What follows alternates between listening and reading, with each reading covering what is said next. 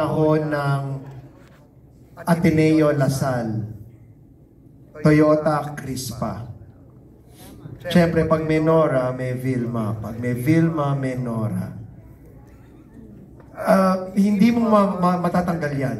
And kung tanggalin man natin yon, it would be an injustice to the movie. Kasi hahanapin ng mga fans yan. I'm sure all the fans, the Noranian, meron yan encounter with the Vilman yan.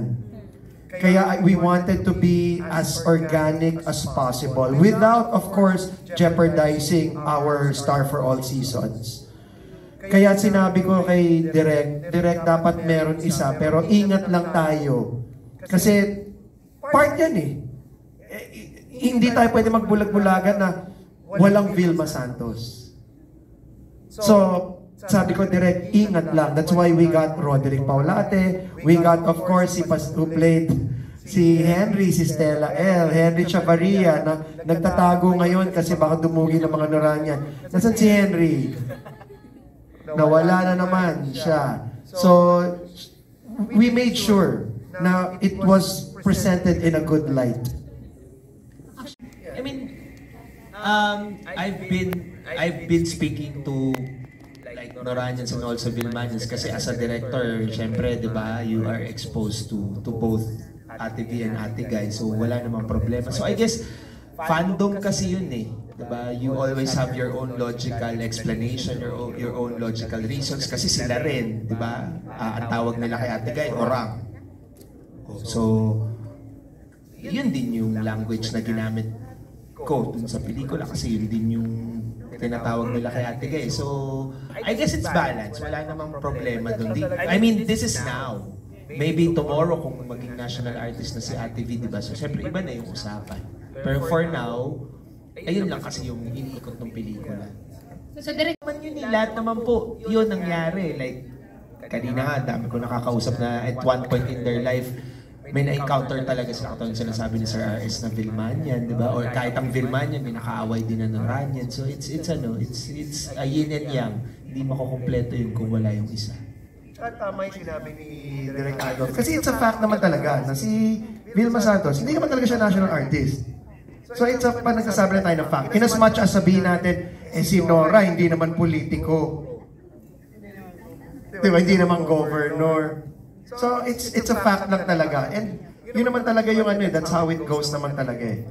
Yung mga fans gano'n naman talaga eh. And kung may ma-ignite, di okay lang. Di at least, di ba? For me, okay lang. Di at least talagang mabubuhay talagang legacy ni Nora Honor kahit nasa heaven na siya. Na nung bata si Kuya Dick, pinroduce siya ni Ate Guy ng Alkitrang Dugo under apat na pelikula. Ako kasi alam ko, napanood ko yun. Kaya alam ko na one way or the other, may relationship sila ni Ate Guy. So nung tinanong ko po siya kung okay siya, sumagot naman siya agad. Sabi niya ano lang ang role, anong gagawin. Sabi ko, Kuya Dick, parang I think maganda gawin natin ng tribute yung mga fans nung, di ba, I mean, nung ganong klaseng fans na convert, pero medyo ano siya yung aggressive na fan, di ba? So sabi niya, ay, maganda yan. So kinuwento ko sa kanya, sabi ko nga, walang script, pero ito yung gagawin. So magko-collab sa mga bagay-bagay, sabi niya. Pero ito po yung gusto ko, sinabi ko sa kanya. So yun, wala naman po. Kasi sabi naman niya, kaibigan naman niya din si Ate Guy. At may pinagsamahan sila, Penoy Balut, sa Regal. Ako napanood ko yun. So, I guess, hindi naman, yun po yung maganda siguro sa mga artista eh, parang hindi ka naman pwedeng ma-identify lang sa isang sector. Parang kahit si Direk Gina, nakatrabaho niya si Ate V, nakatrabaho niya si Ate Guy, diba? So, I mean, it doesn't matter as long as ang tinitignan ng nila po ay yung role. So, si Kuya Dick napakadaling na-convince dahil kaibigan niya si Ate Guy.